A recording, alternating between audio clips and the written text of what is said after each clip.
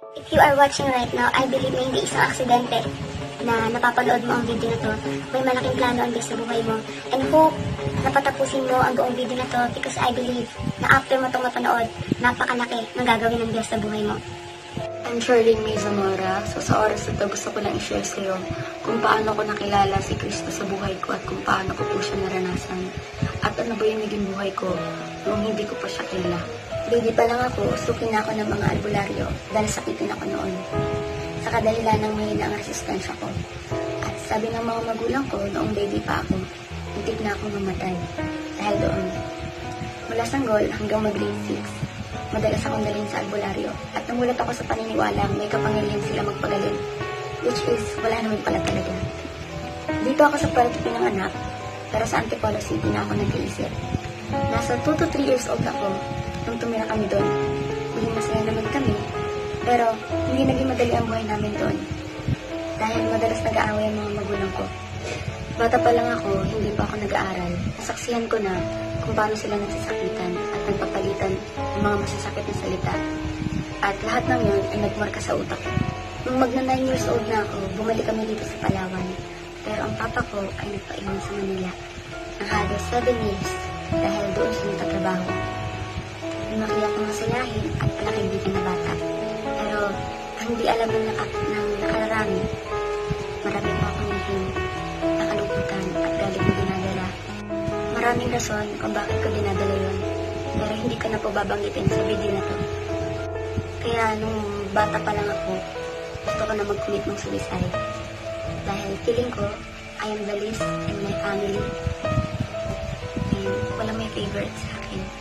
Maingay at madaldal ako na bata noon. Pero hindi nila alam, meron akong tinatawag na low self-esteem. Mababa ang tingin ko sa sarili ko. Feeling ko, hindi ako magaling. Walang kahit sino mang nakakaalam na tumatakbo na pala ang salitang suicide sa utak ko. Even my closest friend. Dahil nasanay akong hindi nag-open ng totoo kong nararamdaman kahit kanino. Dahil nahihiya ako at natatakot ako sa rejection. Feeling ko, sasabihan lang nila ako ng OA or drama mo or corny. Dahil nasanay yung mga tao na sa paligid ko na lagi lang ako nakangiti, tumatawa, madaldal, alabiro. Hindi ako nagkukwento kahit kanino kasi feeling ko walang makakaintindi sa akin. Pinapakita ko na lang na masaya ako.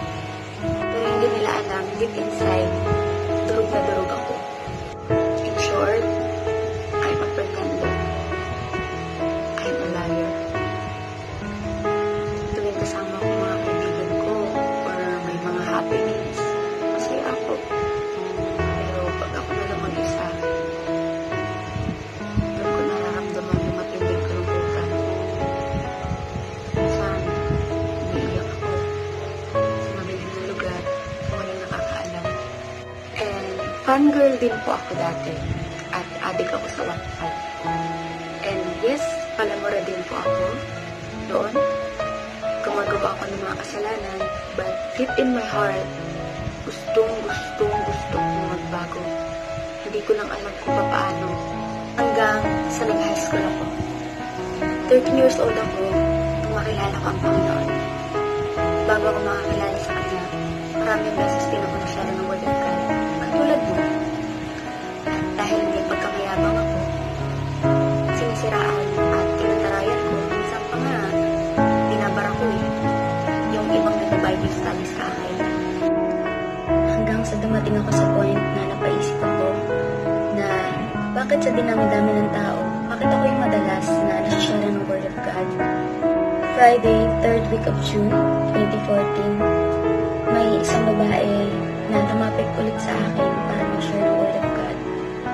Habang nagsasalita siya, sa araw mismo na yun, naintindihan ko na may calling pala ang Diyos sa buhay ko. At nasagot yung katanungan ko na kaya pala maraming beses ako nasashare ng Word of God ay dahil tinatawag ako ng Diyos at gusto ako ng Diyos gamitin. Hindi pala nagkataon lang yun. May malaki palang plano ang Diyos sa buhay ko. May inilaan siyang tanging layunin para sa akin. In-invite niya ako na umattend Pagdating ng linggo sa church nila, pumunta naman ako at namangha ako kung paano magpuri at magpakumbaba ang mga taong naroon sa Diyos na never kong nakita sa kinagisnan kong simbahan. Hindi ko makakalimutan yung araw na yon. Habang nasa kalagitnaan ng pagsamba, biglang dumating ang mensahe ng Diyos sa akin at sinabi niya, mahal na mahal kita. Kasabay nun, may pumatak na isang luha sa mata ko. Hindi ko mapaliwanag, pero mula nun, nangako ako na susunod ako sa Diyos habang buhay. At kaya ako nandito ako ngayon sa harapan ninyo. Naniniwala ako na hindi nagkataon lang na napapanood mo ang video na to. May malaking plano ang Diyos sa buhay mo. At maaaring baka mas mabigat yung pinagdadaanan mo ngayon kaysa sa pinagdaanan ko ng mga panahong hindi ko pa kilala si Kristo. Pero maniwala ka sa hindi. Mahal na mahal ka ng Diyos. Wala man nagparamdam sa'yo na mahalaga ka. Alam mo, mahal ka po ng Diyos. Pinaramdam niya yun 2,000 years ago sa cross ng Kalbaryo. Wala man nagparamdam sa'yo na special ka. Special ka sa harapan ng Diyos. Hindi ka pa man nabubuo kasi napupunan ng magulang mo. Minahal ka na niya at patuloy na mamahalin. At maaaring isa ka rin sa katulad ko na maraming beses na na-share ng Word of God and inaakala mo na nagkataon ng lahat ng yan, pero hindi po. Tinatawag ka rin ng Diyos. Katulad ko, gusto ka rin niyang gamitin. Huwag mong sayangin yung pagkakataon na to. Huwag mong sayangin yung oportunidad na gusto kang pagpalain ng Diyos. Gusto niyang gamitin ang buhay mo. Huwag mo pong sayangin ang oportunidad na ito. Sino makapagsasabi, maaaring bukas, makalawa, next year, next month, babawiin na pala ng Diyos ang buhay mo. Ngayon, tanungin mo sarili mo, kung mamamatay ka sa oras na to, saan ka mapupunta? Alam mo ate, kuya, eternal life is the greatest gift na matatanggap mo mula sa Panginoon. At libre lang yun. Kaya sa oras na to, naniniwala ako na nangungusap ang Diyos sa buhay mo. Why not? Tanggapin mo siya. Subukan mong maramdaman ang pag-ibig ng Diyos. He is everywhere. Itaas mo lang ang kamay mo. Pikit mo ang mata mo. Simulan mong mangusap sa Diyos. Sa Diyos na hindi nakikita. Sa Diyos na may lalang ng langit at lupa. Ang Diyos na lumalang sa'yo.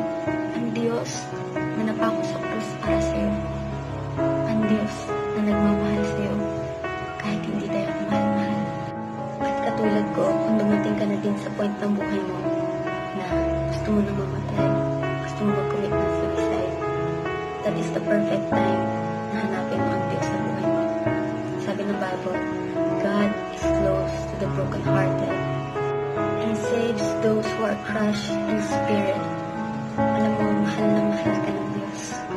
Hindi mo susukat mula lupa hanggang langit ang pag-ibig ng Diyos sa buhay mo, na sarili niyang buhay, inalay niya para sa iyo. At kung iniisip mo na imposible na mabago ka ng Diyos dahil tinitignan mo ang sarili mo na sobrang dumi, sobrang makasalanan, alam mo, walang sobrang kasalanan sa harapan ng Diyos. Lahat kaya niyang linisin, lahat kaya niyang patawarin, lahat kaya niyang iligtas, lahat kaya niyang baguhin. But ang desisyon ay nasa sayo. Depende sayo kung tatanggapin mo siya sa buhay mo. Walang imposible sa Diyos. Bigyan mo lang siya ng pagkakataong maghari sa buhay mo. God bless.